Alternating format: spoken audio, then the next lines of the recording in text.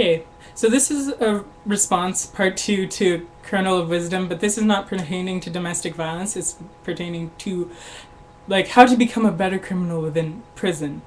And she believes that you are going to be, that this isn't possible because you're separated based on your friends. So, like, petty theft criminals are going to be in one area, and then the high or dangerous to society are going to be housed in one place. And to a certain extent, that is true. But then you have to think of how petty the crime is, because I think theft under 5,000 you're not going to get arrested for, you're just going to get fined. I'm pretty sure. I don't know exactly if that's what it is in the States.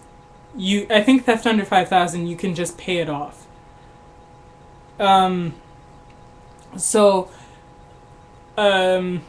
What else was I going to say?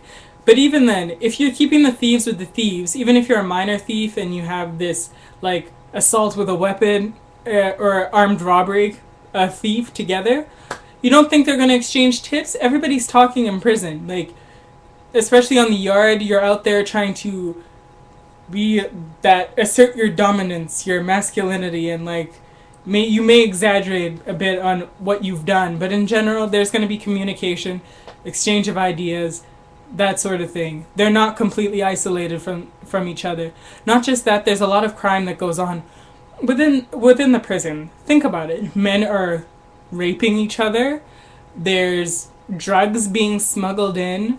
There are cigarettes. They even make weapons within prisons, so you don't think they're capable of talking to each other about how to commit crimes. Especially if you're initiated into a prison gang, you're forced to commit crimes, whether it's to attack somebody else on the yard within your gang or outside of your gang, or even assaults on officers. So to say that criminals don't learn to be better criminals in prison, I would say that unfortunately you're mistaken. And there's actually a lot of people who catch a lot of extra charges while they're in prison. These people could have initially been innocent. I was watching Lock Up Raw, and this guy said, yeah, I was found innocent of what I was accused of, but because I had committed so many offenses within prison, I'm serving prison time for crimes that I had committed in prison.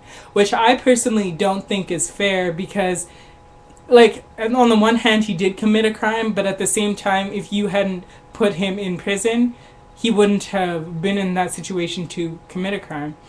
But, like, I don't know, I like watching these prison documentaries and just these interviews of prisoners, because you really understand their mentality and see how they view the system. And not just that, you observe the whole sociology, how they interact with each other. Like, did you know that a lot of people have mental disabilities that are within the prisons, but because there's not enough funding into all these institutions that could help him, like psychiatric hospitals, or because they can't afford these treatments, the counseling or whatnot, now prisons have become like the new psychiatric ward, so to speak.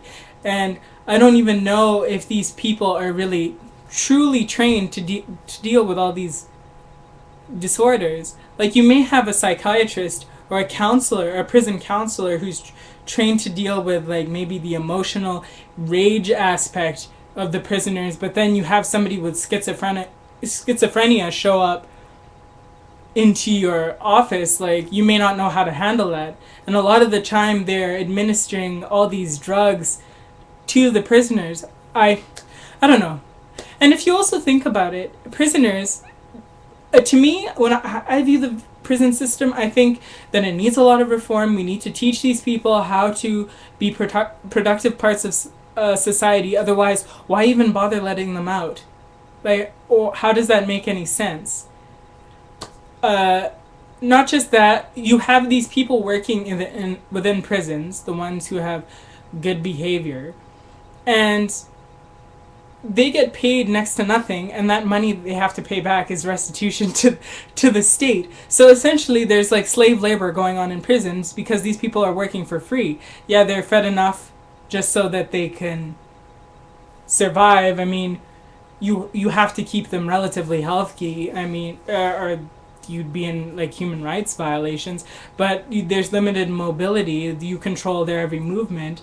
So I don't know. And you also consider the main prison population. Uh, I'm just I'm just saying. And what else did I want to say about prisons? I also think it's unfair how these prisoners are let out into society. They're not equipped with the tools to function in society, and then you tell them they need to hold a job because the state isn't going to support them. But then it's a vicious cycle because they can't get a job. Why? Because they're a convicted felon, and it doesn't matter what the offense is, even if that's on your record. If it's not been pardoned, the odds of you getting a job are slim to none. And then they have to resort to what got them into prison in the first place, whether it's to steal or that sort of thing. So I don't know. There's a lot of problems with the prison system, and that's why I personally believe we need to work on rehabilitation, not solely punishment. And did you know it's more expensive? Like, this is another reason why the death penalty should be abolished. For all you people who think like an eye for an eye, it's more expensive to kill these people in the long run to just let them die in prison. But I know everybody has their views on the justice system, and I know that if you experienced some kind of brutality due to some criminal offense by one of these offenders, you may have different opinions that may bias you one way or the other. So, I guess who am I to judge?